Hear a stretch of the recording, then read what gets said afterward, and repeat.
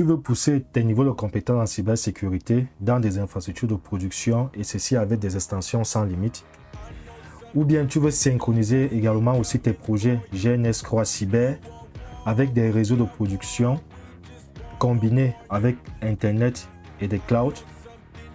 Ou bien tu veux par exemple dire, ok, tu veux créer des laboratoires cyber très puissants pour développer tes recherches en cybersécurité. Alors, suis cette vidéo jusqu'à la fin. Nous allons te démontrer que tout cela est possible grâce au mode cyber infrastructure d'Acadia CyberSec via la puissance de GNS Croix. Et tu dois savoir que, afin de pouvoir réaliser tes infrastructures de cybersécurité avancées pour une pratique sans limite dans les domaines divers de la cybersécurité, tu auras besoin 1. D'avoir un PC assez puissant avec de bonnes capacités en termes de CPU, RAM ou disque dur. 2. D'installer une distribution Linux. Ça peut être Debian 12, ça peut être Ubuntu 24 ou plus, ou bien ça peut être toute distribution Linux qui te permettra de déployer justement tes labs et de synchroniser avec tes systèmes. Et tu auras aussi également besoin en troisième position d'avoir un routeur domestique ou bien un routeur d'entreprise afin d'interconnecter et de synchroniser tes projets GNS Croix à des environnements physiques de production. Et nous sommes dans notre système Kali Linux où nous avons déployé le projet GNS Croix. Nous pouvons ici observer que nous avons des zones. Nous avons ici la zone du réseau physique qui est connectée au réseau physique de notre entreprise. Donc le réseau physique de production. Donc ici, nous avons Oiseau, Kali Linux et autres. Et nous avons notre fournisseur d'accès Internet 2. Ici, nous avons notre fournisseur d'accès Internet 1. Là, nous avons notre routeur. Ça s'appelle n'importe quel routeur. Pas de promotion ici. Et là, nous avons deux pare-feux. Nous avons un pare-feu OPN15 et l'autre pare-feu PF15. Et là, nous avons notre Data Center Windows Server 2022. Et ici, nous avons notre serveur web dans laquelle nous avons hébergé des applications et des services. Et nous avons configuré un Web Application Firewall, c'est-à-dire un reverse proxy qui est un pare-feu web et qui a pour objectivité de pouvoir protéger notre serveur web des attaques de type web. Donc, ici nous avons notre réseau LAN dans laquelle nous pouvons administrer nos différents pare-feux. Pour pouvoir présenter ça, ici nous pouvons observer par exemple que là, nous avons Kali Linux. Ici, c'est Kali Linux ici, qui est en fait notre Kali Linux qui se trouve au niveau de cette zone. En fait, c'est cette zone-ci là. Et on peut vérifier l'adresse IP directement ici en saisissant simplement IP. Et ici, nous pouvons remarquer que nous avons dans notre adresse IP là. Donc, qui est effectivement cette adresse IP qui appartient à ce sous-réseau. Et là, nous pouvons, bien entendu, nous pouvons, par exemple, je crois, nous pouvons lancer un ping vers Acadia. Par exemple, si c'était Acadia cybersec.net. Là, nous pouvons que nous pingons Acadia cybersec. Et maintenant, nous allons aussi constater que ça, c'est notre PC qui est connecté au réseau de l'entreprise.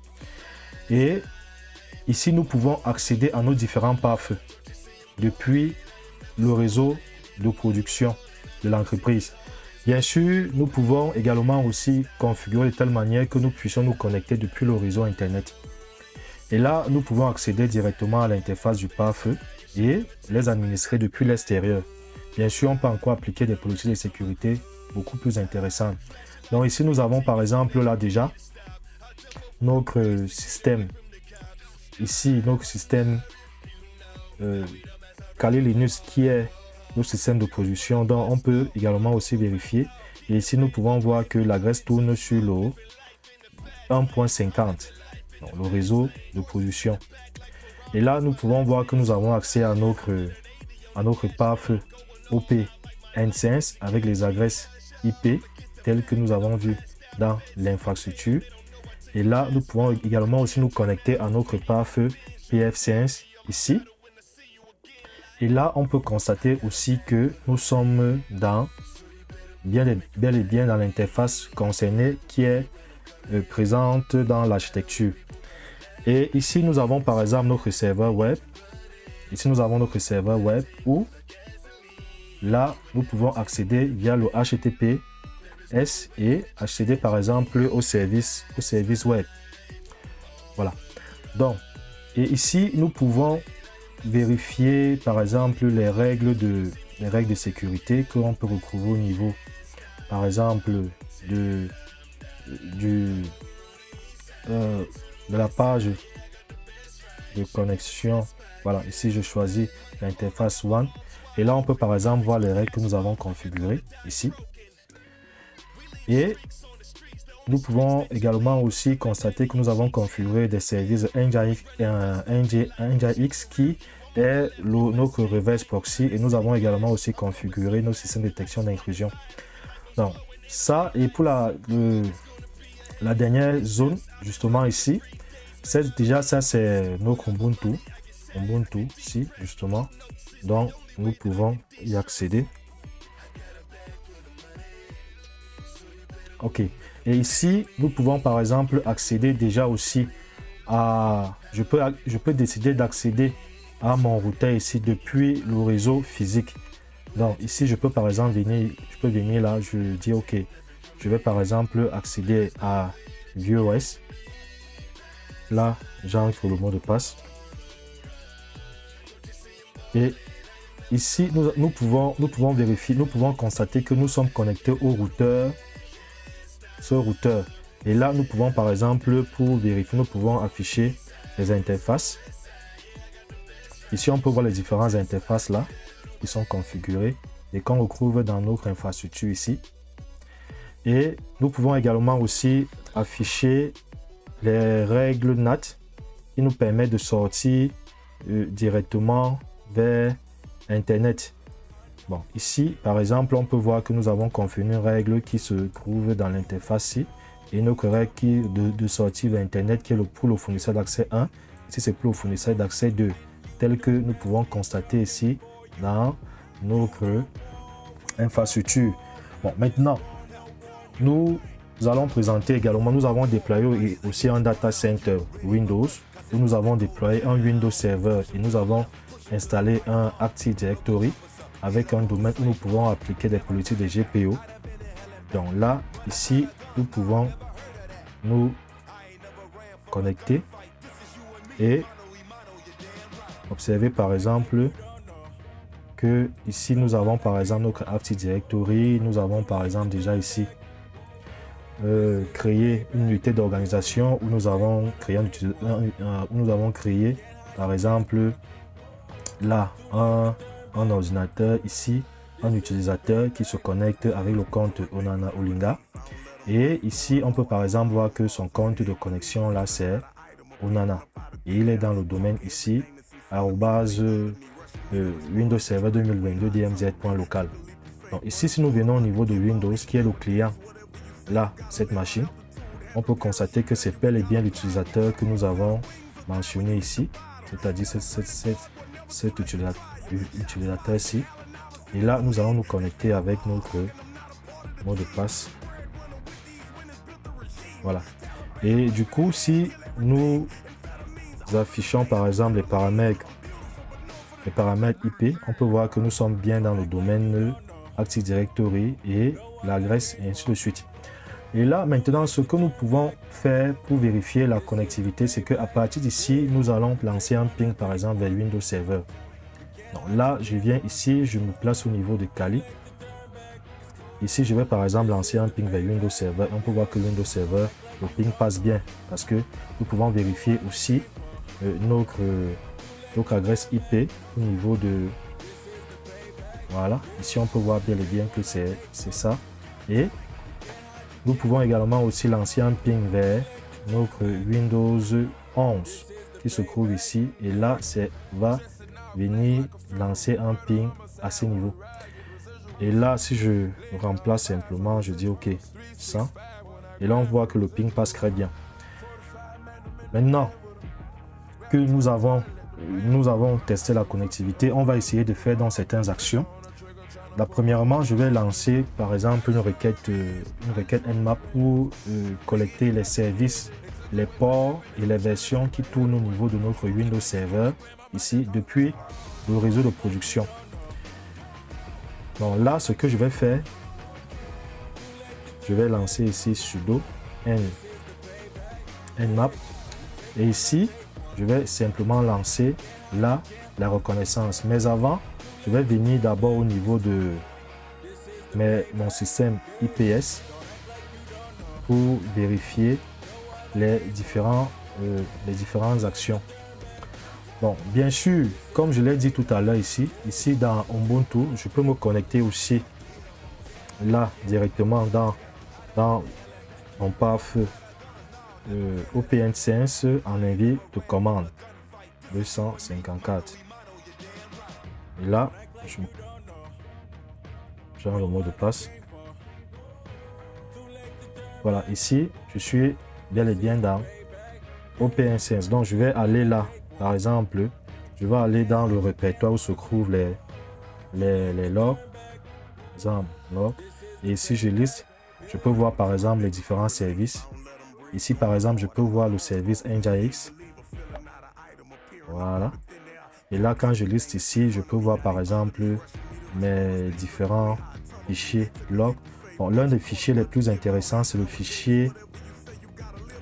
Il y a un fichier très intéressant là, qui est un fichier WAF. Voilà, c'est celui-ci qui nous permet d'identifier justement les adresses IP et les actions, par exemple, des adresses IP malveillantes qui essayent par exemple de faire des injections SQL directement. Donc ici, je vais lancer là, je vais lancer -F et je vais exécuter ce fichier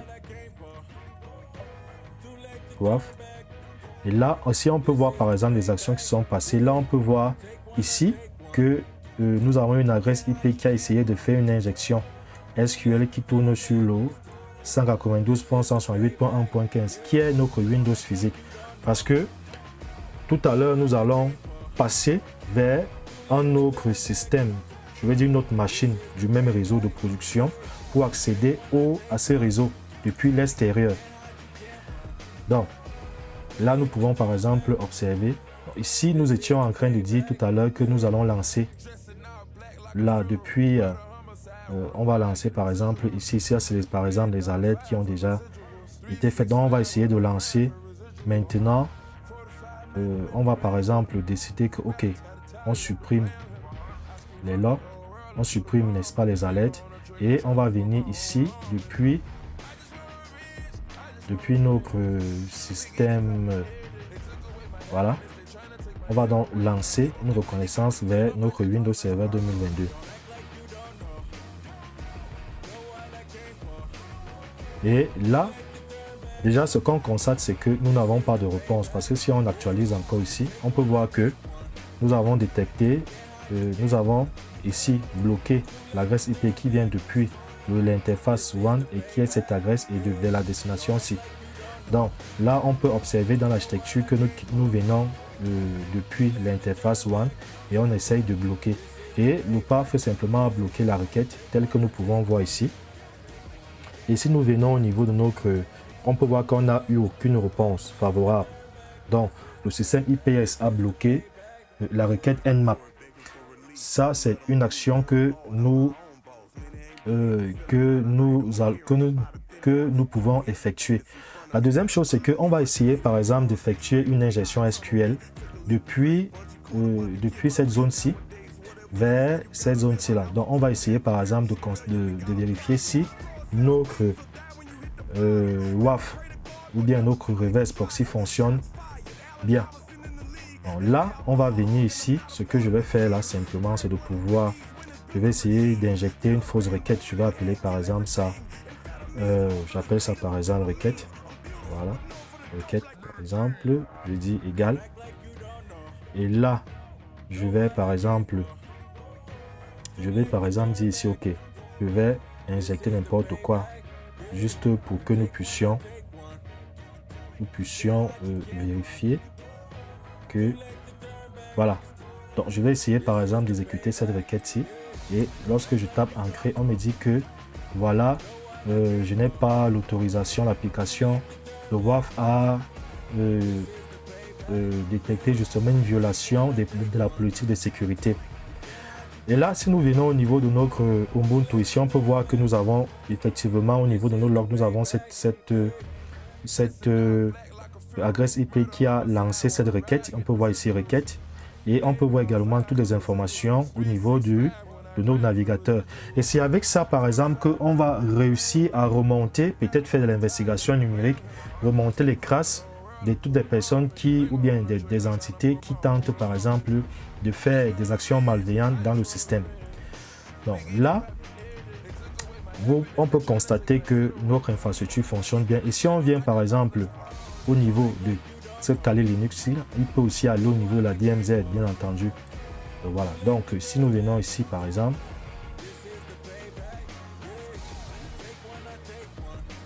et là nous allons par exemple lancer un ping, peut-être nous lançons un ping vers 192 vers notre Windows Server 192, par exemple vers Windows Server vers Windows 11, on peut voir que ça passe. Également aussi, si j'essaie de lancer par exemple 25, on peut voir également aussi que ça passe. Et la dernière chose que je vais faire, c'est aussi essayer de lancer une requête Nmap vers notre Windows Server 2022, c'est-à-dire 92.168.215.25. Ok, donc là, je vais lancer la requête et je vais saisir le mot de passe. Et ici, si on revient au niveau de notre path là, on vient par exemple au niveau des règles, ici on va actualiser. Donc ici, on constate effectivement que nous avons ici cette adresse IP justement qui tente de pouvoir accéder, collecter des informations, et cette adresse IP a été bloquée. Ce service a été bloqué à cette adresse IP, tel qu'on peut l'observer par exemple là. Donc, voilà par exemple comment est-ce que nos systèmes de sécurité peuvent fonctionner. Et là, ici nous sommes dans un projet GNS3 qui communique déjà avec le réseau de l'entreprise. Et on peut également aussi synchroniser ces réseaux avec le réseau, avec un réseau depuis Internet. C'est-à-dire que je peux être au Cameroun, je peux configurer de telle manière que si je me trouve au Mali, au Burkina Faso, au Niger, en Centrafrique ou bien dans un autre pays, je puisse accéder à mon projet sans souci. Donc là, maintenant que nous avons présenté ici notre infrastructure au niveau de l'environnement de production depuis notre système où le projet est hébergé, parce que nous avons dit que le projet est hébergé au niveau de notre système Kali Linux, système de production Kali Linux tel qu'on peut voir. Donc ça tourne sur Kali. Et nous allons maintenant passer rapidement à la démonstration depuis une autre machine. Cette fois-ci, ça sera une machine Windows.